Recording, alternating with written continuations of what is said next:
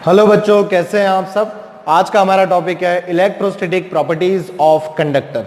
देखिए यहां पर हम क्या करते हैं, हम एक कंडक्टर को स्टैटिक इलेक्ट्रिक फील्ड के अंदर रखेंगे और बाद में हम स्टडी करेंगे उसकी प्रॉपर्टीज को। मतलब कि आप ये कह सकते हैं किसी कंडक्टर को इलेक्ट्रिक फील्ड में रखने से, स्टैटिक इलेक्ट्रिक फील्ड में रखने से उसमें क्या चेंज आते हैं, राइट, उनको हम स्टडी करेंगे। जैसे कि आप यहां पर देख सकते हैं, हमने ऑलरेडी 6 प्रॉपर्टीज लिख रखी है। देखिए इनको हम बारी बारी पढ़ेंगे और उसे मैं आपको एक्सप्लेन करके दूंगा। देखिए सबसे पहली प्रॉपर्टी क्या है, net electrostatic field is zero in the interior of conductor. मतलब जब कभी कंडक्टर को स्टैटिक इलेक्ट्रिक फील्ड में रखते हैं तो उसके अंदर नेट इलेक्ट्रोस्टैटिक फील्ड जो है वो आपको जीरो देखने को मिलेगा। कैसे, मान लीजिए यहां पर 2 प्लेट है, ठीक है, देखिए ध्यान से, ठीक है, ये पॉजिटिव प्लेट है, ये नेगेटिव प्लेट है। तो हमें एक बात बहुत अच्छी तरह से पता है, electric field lines are from positive to negative, ठीक है। तो यहां पर सब जगह इलेक्ट्रिक फील्ड लाइंस है और ऐसे में हम इसके अंदर कंडक्टर रख दें। मतलब इस 2 प्लेट जहां पर एक स्टैटिक इलेक्ट्रिक फील्ड हमें देखने को मिल रहा है, वहां पर मैं एक कंडक्टर को रख दूं। तो यहां देखिए मैं एक कंडक्टर को रख रहा हूं, ये एक न्यूट्रल कंडक्टर है, राइट। न्यूट्रल कंडक्टर मतलब जिसके अंदर नेट चार्ज जीरो है।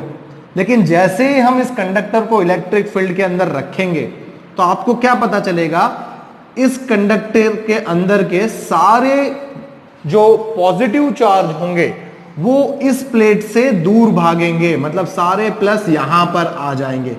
देखिए यहां पर ये पहले न्यूट्रल था, जैसे ही कंडक्टर को हम इलेक्ट्रिक फील्ड में रखेंगे तो उस कंडक्टर के फ्री चार्जेस जो है, पॉजिटिव फ्री चार्जेस जो है, वो इस पॉजिटिव चार्ज से रिपल होंगे और यहां माइनस प्लेट की तरफ अट्रैक्ट होंगे। तो इस तरह ये अरेंज हो जाएंगे। एट द सेम टाइम क्या हो रहा होगा, इस प्लेट पर सारे माइनस चार्ज आ रहे होंगे, राइट। तो यहां पर इस तरह से अरेंजमेंट हमको देखने को मिलेगी। मतलब ये माइनस चार्ज इस प्लेट से अट्रैक्ट हुए हैं, या हम ऐसे भी कह सकते हैं कि ये माइनस चार्ज इस माइनस वाली प्लेट से दूर भाग रहे हैं रिपल्सन की वजह से, ठीक है।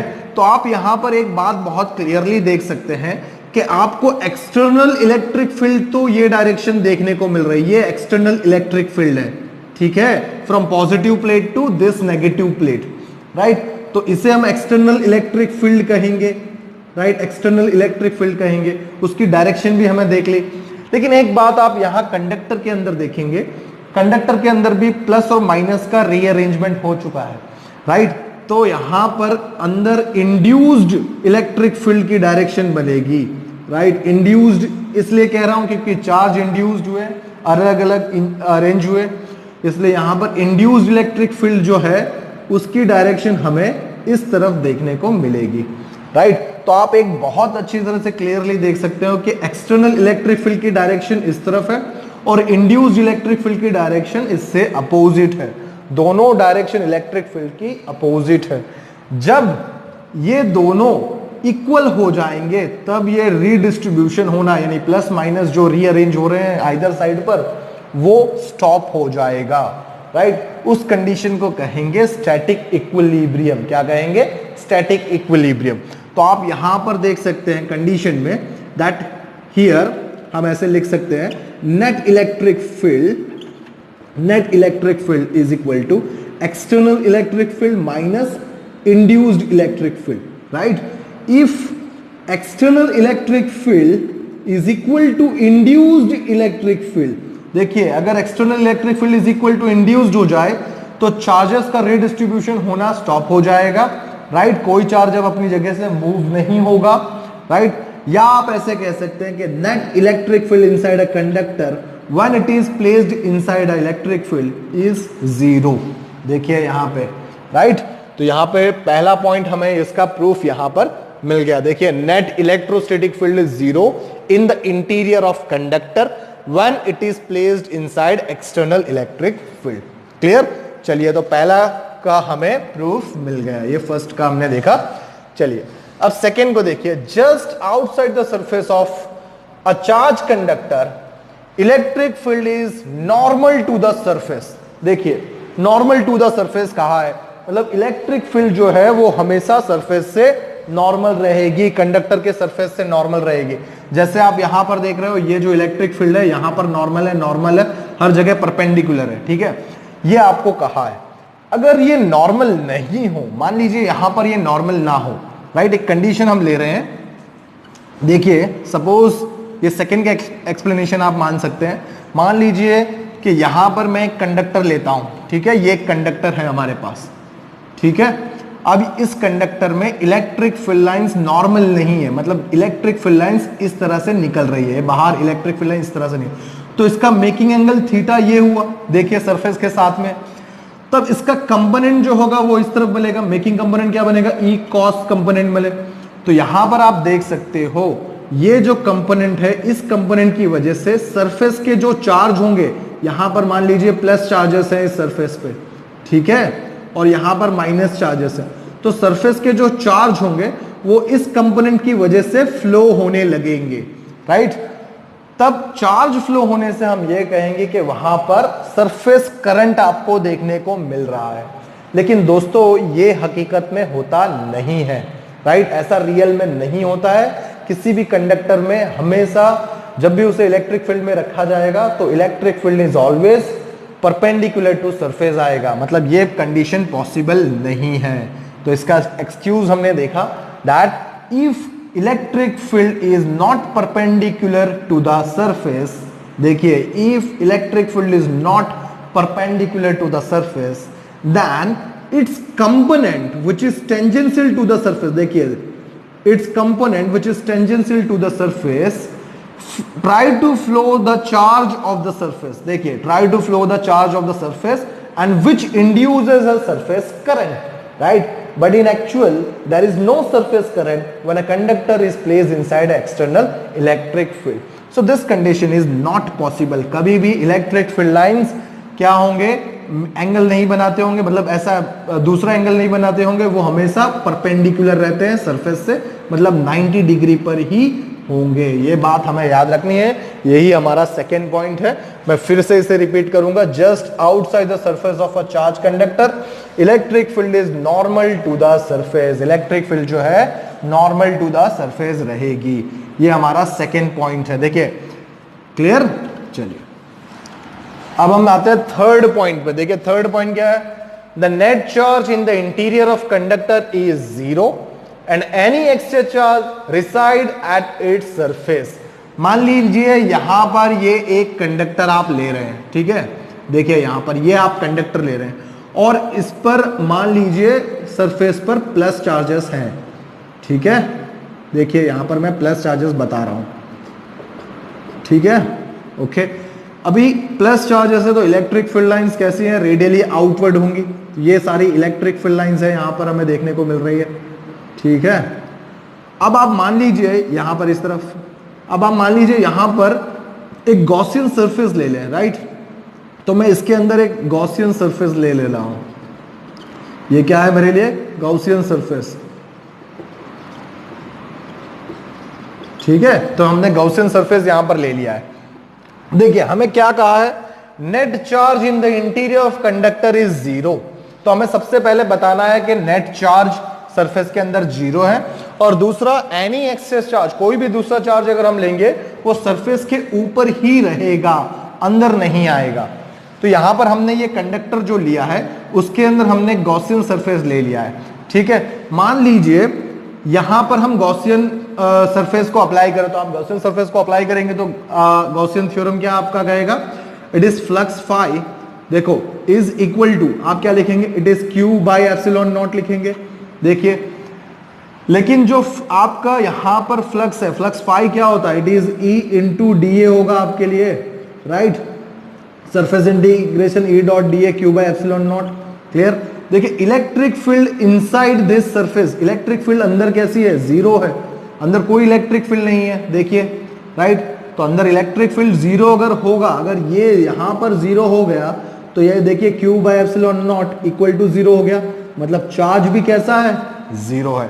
तो ये बात हमें यहां पर समझनी है ध्यान से, के फ्लक्स के इस सरफेस के अंदर क्या है, फ्लक्स जीरो है, इस वजह से इलेक्ट्रिक फील्ड जीरो है, और इलेक्ट्रिक फील्ड जीरो है इस वजह से चार्ज भी जीरो है. सो inside surface, inside a conductor, total charge is zero, net charge in the interior of conductor is zero, and excess charge reside on the surface of the conductor. ये हमने देखा third का explanation. Clear? चलिए fourth में आते हैं. Potential is constant with in and on the surface of a conductor. देखिए यहां पर क्या कहा है, पोटेंशियल की बात की है, राइट? और पोटेंशियल के लिए क्या कहा है आपके लिए, ध्यान से देखिए, ये फोर्थ के बारे में हम डिस्कस कर रहे हैं. That potential is constant with in and on the surface of conductor. तो एक बात हमें बहुत अच्छी तरह से पता है, that electric field for any point is equal to the negative potential gradient. देखिए इसका मतलब क्या हुआ, हम क्या लिखते हैं formula, electric field is equal to minus dv by dr, ये फॉर्मूला है हमारे लिए. देखिए पोटेंशियल ग्रेडियंट. क्लियर? अब आप देखिए इनसाइड जो है, inside conductor electric field E कैसा है, जीरो है. इलेक्ट्रिक फील्ड E कैसा है, जीरो. अगर यहां पर जीरो होगा, zero is equal to minus dv by dr हुआ.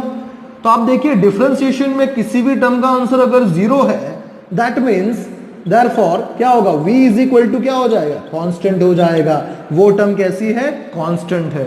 इसलिए हम क्या कह सकते हैं, inside and on the surface electric potential is constant. अंदर हो या सरफेस पर हो, पोटेंशियल जो है वो कैसा रहेगा, कांस्टेंट ही रहेगा.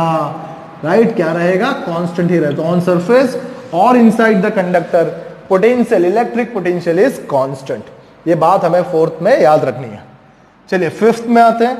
Electric field is zero in the cavity of charge conductor. Right? Electric field जो है वो जीरो है अंदर in the cavity of charge conductor. ये हमें ऑलरेडी पता है. देखिए यहां पर हम क्या कह रहे हैं कि मान लीजिए यहां पर मैं कंडक्टर लेता हूं. ठीक है? Okay, this is the conductor. Clear? And this is the cavity. Right? तो ये हमारे लिए क्या है, कैविटी है. राइट? कैविटी है मतलब आप कह सकते हैं खाली जगह. ठीक है? और यहां पर ये जो कंडक्टर है, वहां पर हर जगह चार्ज आपको देखने को मिल रहा है. देखिए यहां पर सब जगह चार्ज है आपके पास. हमें अब क्या बताना है, that inside this cavity electric field is zero. Right? Cavity के अंदर जो है वो इलेक्ट्रिक फील्ड जीरो है, हमें ये बताना है. तो एक बात हमें बहुत अच्छी तरह से यहां पे समझ में आ रही है, यहां पर कोई भी चार्ज नहीं है.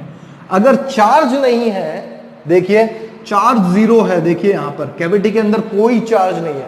अगर चार्ज नहीं है तो इलेक्ट्रिक फील्ड क्या होगा, जीरो हो जाएगा. राइट? तो आप यहां पर सिंपली कह सकते हैं कि inside cavity net charge is zero. That is Q is equal to zero. Right? Therefore electric field is also zero. इसलिए इलेक्ट्रिक फील्ड अंदर कैविटी के अंदर कैसा हो जाएगा, जीरो हो जाएगा. ये बात हमें बहुत अच्छी तरह से याद रखनी है. देखिए इसे ही हम क्या कहेंगे, इस प्रोसेस को हम क्या कहेंगे, या इस चीज को हम क्या कह सकते हैं, इलेक्ट्रोस्टैटिक शिल्डिंग कहेंगे. देखिए इसे हम क्या कह सकते हैं, this is what, electrostatic shielding. देखिए इलेक्ट्रोस्टैटिक शिल्डिंग कहेंगे. देखिए इलेक्ट्रोस्टैटिक शिल्डिंग किसे कहते हैं, कोई भी ऐसी जगह जहां पर इलेक्ट्रिक फील्ड पास ना हो सके उसे हम कहेंगे इलेक्ट्रोस्टैटिक शिल्डिंग. याद रखिए दोस्तों, बहुत अच्छी तरह से हमें ये याद रखना है दैट कैविटी के अंदर इलेक्ट्रिक फील्ड हमेशा कैसा होता है, जीरो होता है. और उसे हम क्या कहते हैं, इलेक्ट्रोस्टैटिक शिल्डिंग कहते हैं.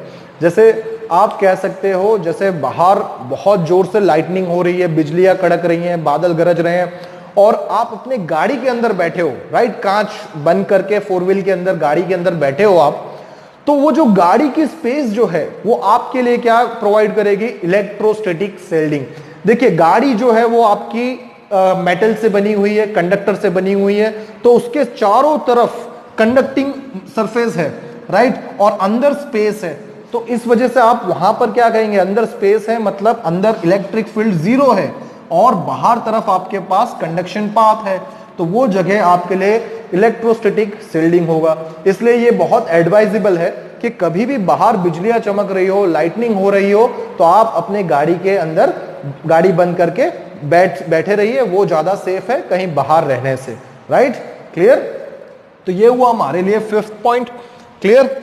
अब आते हैं 6th पॉइंट पर। देखिए 6th पॉइंट क्या है, electric field at the surface of charge conductor is proportional to the surface charge density. बहुत हमें अच्छी तरह से यहां पे समझना है। सीधे तौर पर क्या कहा है, electric field at the surface of a charge conductor is proportional to the surface charge density, मतलब electric field is directly proportional to surface charge density, हमें ये बताना है, राइट, ये इसकी प्रॉपर्टी है। देखिए क्या है, इसे समझते हैं हम। मान लीजिए यहां पर आप एक सरफेस ले रहे हैं, ठीक है, ये आपके लिए कंडक्टर है, ठीक है, कंडक्टर, ओके। अब आप देखिए इस कंडक्टर में मैं इमेजिन कर रहा हूं सिलेंड्रिकल गॉसियन सरफेस, तो ये एक सिलेंड्रिकल गॉसियन सरफेस मैंने इमेजिन किया on the surface, right, cylindrical Gaussian surface है, देखिए ऑन द सरफेस, ध्यान से समझिए, this is what cylindrical Gaussian surface.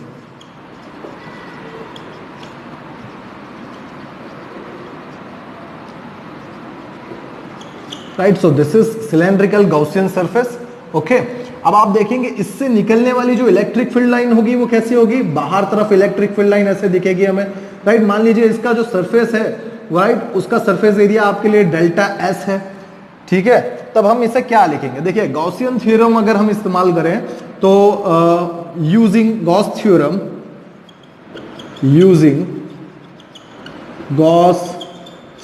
आप देखेंगे गॉस थ्योरम क्या कहेगा, it is flux phi is equal to q by epsilon naught, ये हमारे लिए गॉस थ्योरम।